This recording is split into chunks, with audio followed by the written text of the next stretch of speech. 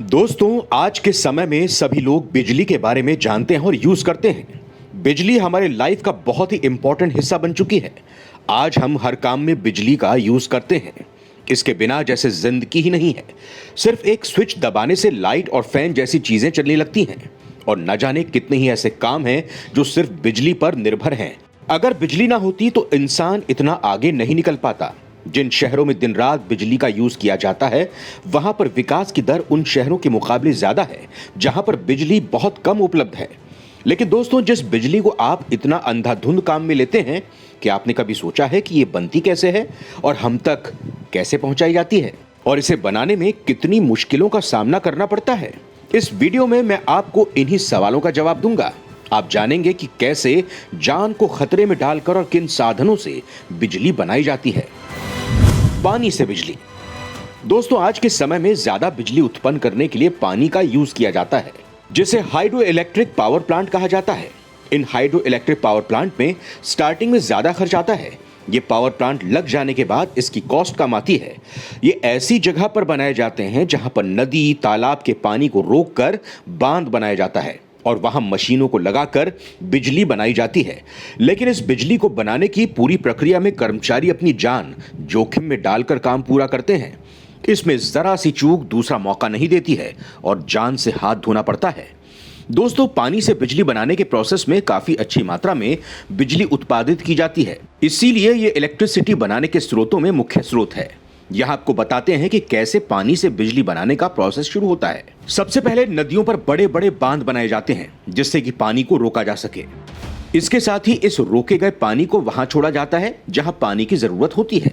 यानी कि यह बांध जहां हमें बिजली देता है, इसके साथ ही पानी की कमी को भी दूर करता है।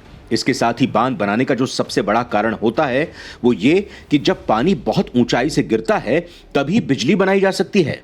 जहां ये पानी सबसे ज्यादा तेजी से नीचे गिरता है, ठीक उसी जगह टरबाइन के पंखे लगाए जाते हैं।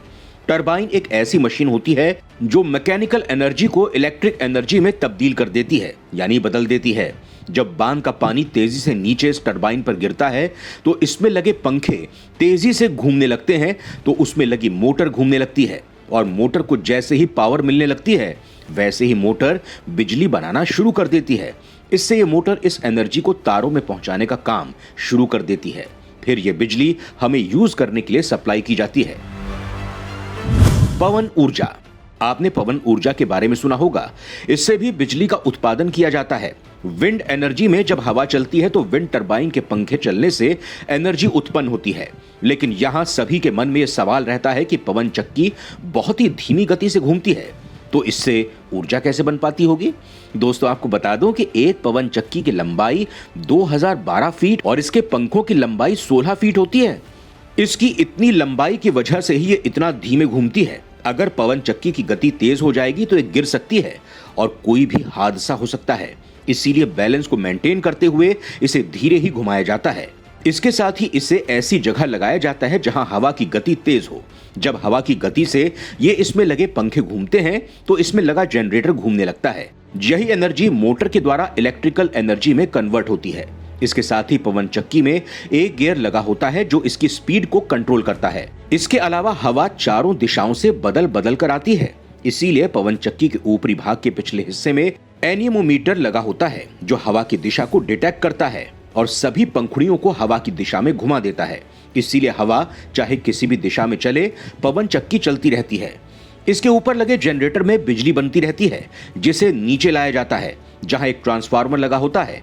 इसके जरिए बिजली के वोल्टेज को बढ़ाया जाता है और पावर सबटेंस के जरिए ही हमें यह बिजली सप्लाई के लिए दी जाती है।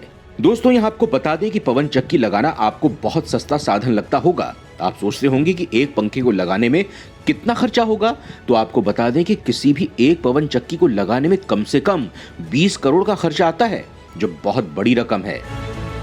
कोयले से बिजली। कोयले से चलने वाले बिजली घरों को थर्मल पावर प्लांट कहते हैं। इसमें कोयला पीसने के बाद इसे फर्नेस में जलाया जाता है जिसके ऊपर बॉयलर होता है जहां पानी भरा होता है। यहां कोयला जितना अच्छा होगा उसमें उतनी ज्यादा उष्ण ऊर्जा पैदा होगी। इसीलिए कोयले को एकदम पाउडर बना दिया जाता है। यहां पानी भाप बनकर बहुत ही मोटे पाइप से निकलकर टरबाइन में जाता है, या फिर ऐसा भी होता है कि फर्नेस में ही मोटे पाइप घूमते हैं जिनमें पाइप बहता रहता है, जिनमें पानी बहता रहता है। यह मिश्रण गर्म होकर भाप बन जाता है और इन पाइप का एक सिरा टरबाइन से जुड़ा होता है। भाप की ऊर्जा से टरबाइन घूमता है। टरबाइन एक बड़ी सी चक्री होती है, इसमें ब्लेड लगे होते हैं। भाप के वेग से ये जोर से घूमने लगती है। ये जितनी तेज घूमेगी, बिजली वाले तार में भी उतनी गति से उतनी अधिक बिजली पैदा होगी, उतनी अधिक बिजली पैदा होगी। इसीलिए इस टरबाइन पर भाप को बहुत ऊंचे दबाव और ऊंचे तापमान से लाया जाता है। भारत में बिजली उत्पादन के लिए कोयले की खपत दिन पर दिन बढ़ रही है। ऊर्जा उत्पादन के दूसरे सोर्स से कहीं ज्यादा यहाँ चुनौतियां बढ़ी हैं। Diesel power. इस विधि में जनरेटर को घुमाने के लिए डीजल इंजन का इस्तेमाल किया जाता है और बिजली उत्पन्न की जाती है। इसमें डीजल इंजन का इस्तेमाल मुख्य चालक के तौर पर होता है और इस तरह के पावर प्लांट को डीजल पावर प्लांट के नाम से जाना जाता है।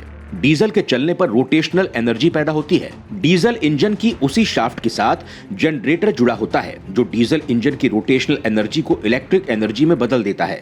डीजल इंजन पावर प्लांट का इस्तेमाल उन जगहों के लिए किया जाता है जहां बहुत कम बिजली की आवश्यकता होती है। इसे शादी, पार्टी या फिर किसी पर्टिकुलर काम में ही यूज लिया जाता है। ईंधन महंगा होने की वजह से बिजली उत्पादन की यह विधि काफी महंगी होती है। Solar energy. इस विधि में सूर्य से ऊर्जा प्राप्त की जाती है। सूर्य की रोशनी प्रचुर मात्रा में उपलब्ध है और ये नवीकरणीय ऊर्जा स्रोत होता है जिसका इस्तेमाल कर हम अपने घरों में आसानी से बिजली प्राप्त कर सकते हैं। इसके लिए घर की छत पर या खुले स्थान पर सोलर पावर प्लांट लगाए जाते हैं। इसे लगाने का खर्च ज्यादा होता है, लेकिन एक बार लगाने के बाद ये आपकी बिजली खपत को काफी कम कर देता है। जहां भी ये सोलर पैनल लगाए जाते हैं वहां ये सोलर पैनल सूर्य से निकलने वाली एनर्जी को ऑब्जर्व कर लेते हैं और इसके बाद इसमें कई सारे रिएक्शन होते हैं जिससे सोलर एनर्जी इलेक्ट्रिकल एनर्जी में बदल जाती है और आप अपने अपने घरों में बिजली यूज कर पाते हैं।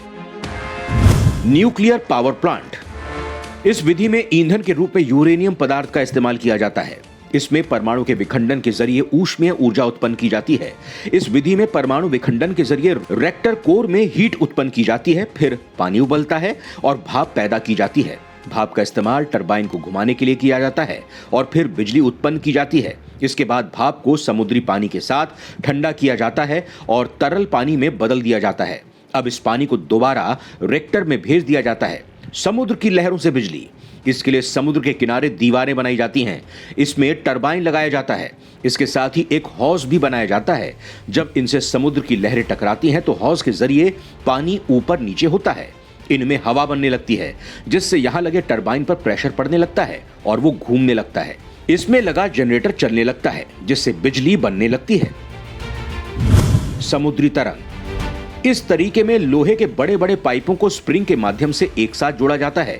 ये समुद्र की सतह पर तैरते रहते हैं। इनका आकार रेलगाड़ी के 5 डिब्बों के बराबर होता है। इनके अंदर मोटर और जनरेटर लगे होते हैं। तरंगों की वजह से पाइप जब ऊपर नीचे होते हैं तो अंदर मौजूद मोटर चलने लगती है। मोटर से जनरेटर चलता है और बिजली उत्पन्न होती है। बायोमास गैसिफिकेशन से बिजली। ये एक ऐसी तकनीक है जिसमें ईंधन के तौर पर बायोमास का इस्तेमाल किया जाता है और उससे पैदा हुई गैस को जलाकर बिजली बनाई जा सकती है। जैसे कोयले से बिजली बनती है, ठीक उसी तरह बायोमास को जलाकर बिजली बनाई जाती है और पानी को गर्म किया जाता है। पानी के गर्म होने से भाप बनती है और उससे टरबाइन घूमता है जिससे बिजली बनती है। Geothermal power plant. जैसे जैसे पृथ्वी की गहराई में जाते हैं धरती गर्म होती जाती है। एक स्थान वो भी आता है जहां गर्मी की वजह से सारे पदार्थ पिघल जाते हैं जिसे लावा कहते हैं। धरती के अंदर मौजूद इसी ताप के इस्तेमाल से बिजली बनाई जाती है। इसके लिए जमीन में कुएं खोदे जाते हैं। अंदर के गर्म पानी और उसकी भाप का अलग अलग तरह से इस्तेमाल कर टरबाइन घुमाया जाता है और बिजली बनाई जाती है। दोस्तों, ये थे वो साधन जिनसे बिजली बनाई जाती है, लेकिन आज हम उन सोर्स पर ज्यादा ध्यान दे रहे हैं जो रिन्यूएबल हैं, क्योंकि इससे पॉल्यूशन फैलता नहीं है, जैसे सोलर एनर्जी, पानी की ऊर्जा। इन सोर्स के बढ़ने के बाद हम नॉन रिन्यूएबल सोर्स को काम में लेना बंद कर देंगे, जिससे कि हमारा पर्यावरण प्रदूषित होना बंद हो जाए।